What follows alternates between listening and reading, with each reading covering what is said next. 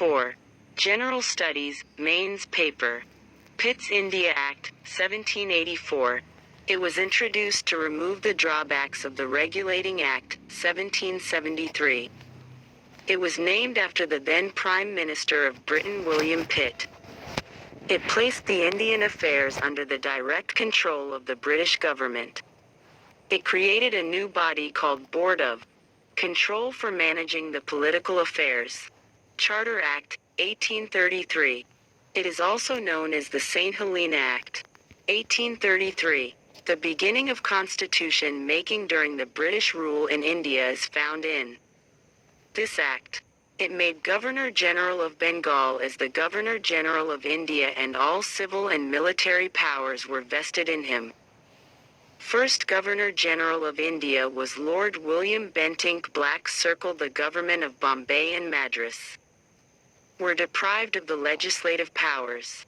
Black British colonization of India was legalized by this act. This ended the activities of the East India Company as a commercial body, and it became a purely administrative body.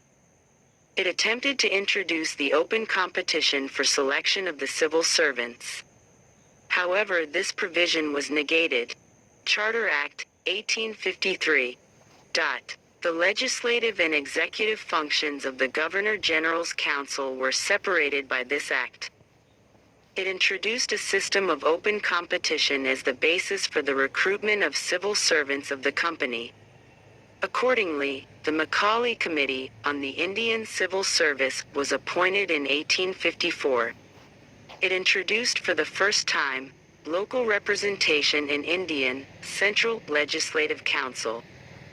Government of India Act, 1858. The act transferred the government, territories and revenue of India from East India Company to the British Crown. The powers of British Crown were to be exercised by the Secretary of State for India. That's why the Secretary of State was a member of the British Cabinet and was assisted by the Council of India, having 15 of its members. The Secretary of State was vested with complete authority and control over the Indian administration through the Governor-General as his agent, and he was responsible solely to the British Parliament. The Governor-General was made Viceroy of India. Lord Canning was the first Viceroy of India. Indian Councils Act, 1861.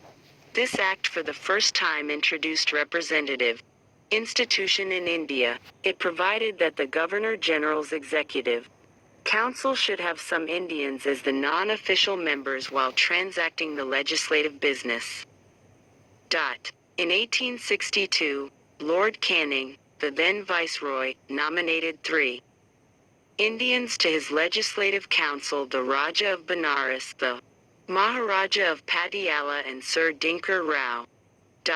It initiated the process of decentralization by restoring the legislative powers to the Bombay and Madras presidencies. This policy of legislative devolution resulted in the grant of almost complete internal autonomy to the provinces in 1937. It also provided for the establishment of new legislative councils for Bengal, Northwestern Frontier Province, NWFP, of Punjab, which were established in 1862, 1866 and 1897 respectively.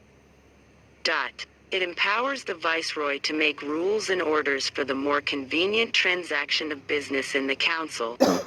It also gave a recognition to the portfolio system introduced by Lord Canning 1859.